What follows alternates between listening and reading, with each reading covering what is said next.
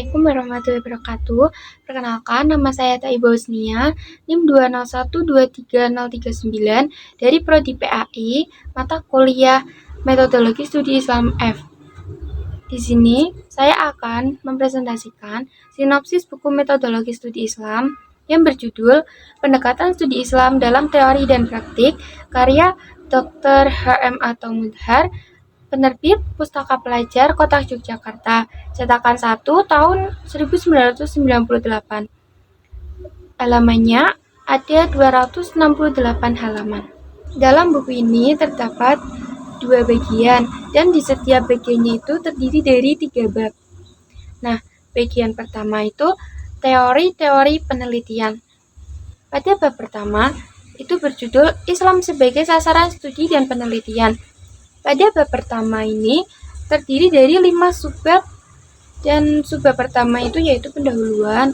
Selain itu, dalam bab ini membahas mengenai agama sebagai gejala budaya dan sosial, Islam sebagai wahyu dan produk sejarah, studi Islam di berbagai perguruan tinggi, dan refleksi untuk masa depan IAIN.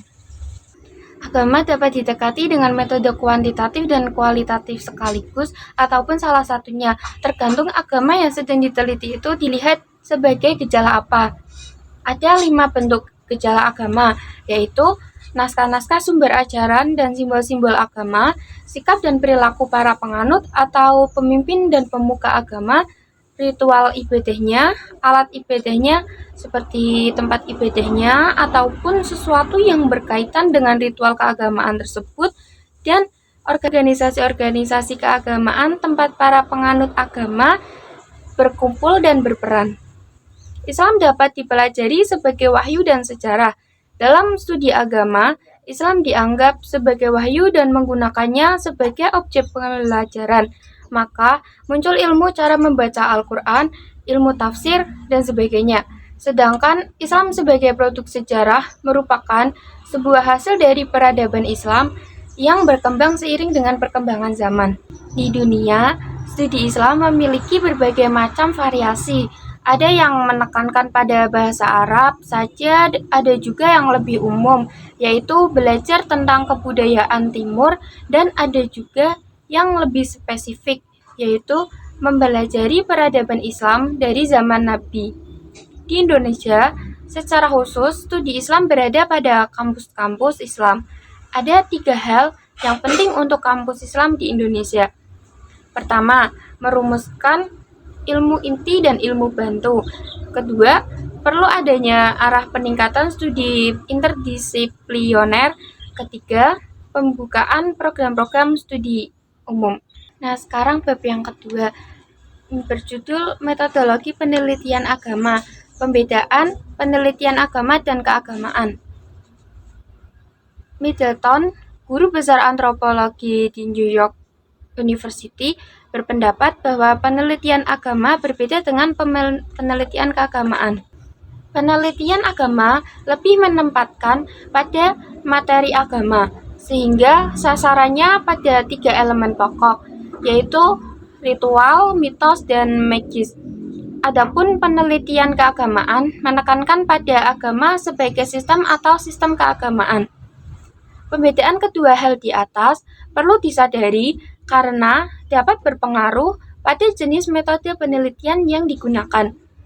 Dalam penelitian agama, metode yang digunakan adalah metode dalam agama itu sendiri, yaitu ilmu agama yang sudah berkembang, misalnya usul fikih, tafsir, dan lain-lain. Adapun penelitian keagamaan tidak perlu demikian. Penelitian keagamaan bisa meminjam metodologi atau pendekatan di luar agama, misalnya sosiologi, antropologi, dan sebagainya. Salah satu metode penelitian sosial yang dapat digunakan dalam penelitian agama adalah grounded research. Metode tersebut adalah metode yang bertujuan untuk menemukan teori melalui data yang diperoleh secara sistematis dengan menggunakan metode analisis komparatif konstan. Selanjutnya, bab 3 yang berjudul Penyusunan Desain Penelitian Agama. Desain penelitian agama sebagai gejala budaya pada umumnya lebih sederhana, karena penelitian budaya sifatnya unik dan tidak memerlukan pembuktian keterulangan di tempat lain. Desain penelitian agama sebagai gejala budaya sekurang-kurangnya mengandung unsur-unsur seperti perumusan masalah penelitian, penjabaran masalah penelitian, kegunaan dan signifikasi penelitian, studi pustaka, metode pengumpulan dan analisa data, serta rencana kerangka laporan penelitian. Pada penelitian agama sebagai gejala sosial, masalahnya agak sedikit lebih kompleks dan diperlukan sistematika yang lebih tinggi daripada saat melihat agama sebagai gejala budaya. Hal yang pertama dilakukan adalah mencari rumusan masalahnya, kedua, signifikasi atau pentingnya penelitian, ketiga, bagaimana cara melakukan pengumpulan dan menganalisa data, keempat, studi pustaka. Desain penelitian agama sebagai gejala sosial memiliki beberapa sifat, yaitu snapshot studies, time series studies, dan longitudinal studies. Nah, sekarang masuk ke bagian kedua, contoh studi dalam praktik.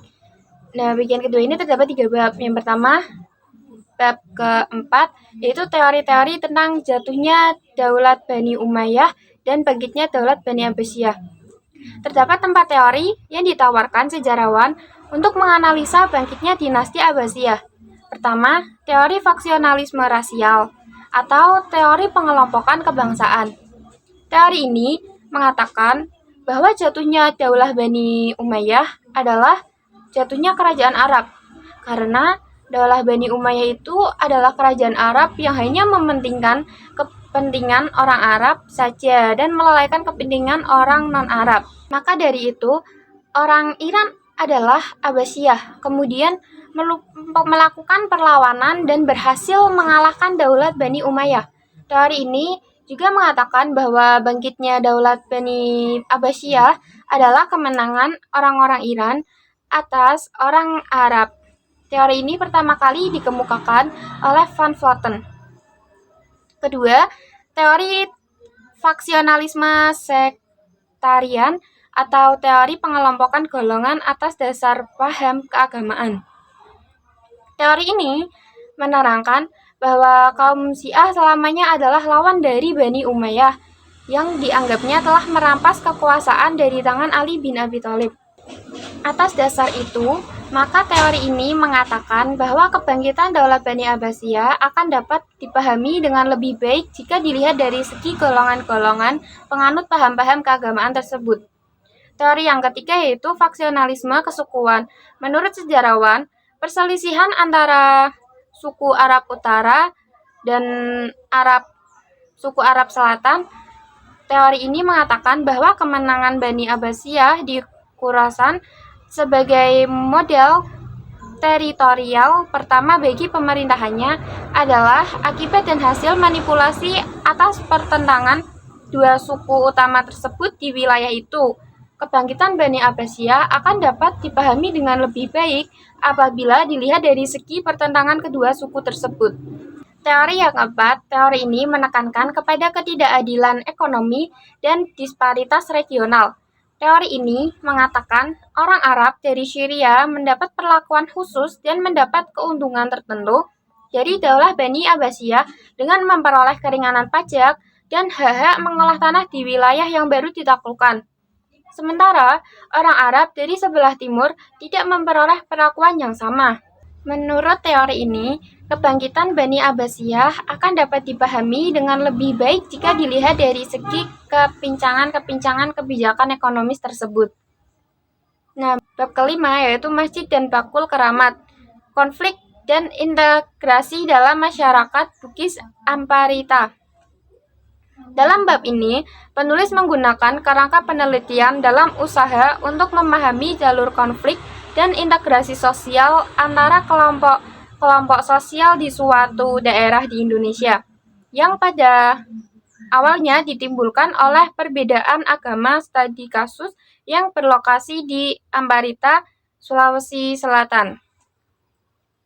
Ada 3 kelompok sosial yang berbeda dalam konsep sosial dan keagamaan. Pertama adalah kelompok Islam, Towani, Tolotang, dan Tolotang Banteng. Penelitian tersebut bertujuan untuk mengetahui dan mengungkapkan kenyataan konflik dan integrasi sosial yang terjadi selama ini di antara tiga kelompok tersebut dan faktor-faktor yang mendorongnya. Teknik pengumpulan data dilakukan dengan metode observasi partisipasi. Wacana dan penelusuran data sekunder. Penelitian tersebut mencoba menerapkan metode grounded research. Selanjutnya, bab ke-6 yang berjudul Fatwa Majelis Ulama Indonesia. Dalam bab ini akan disajikan hasil penelitian tentang Fatwa Majelis Ulama Indonesia secara singkat.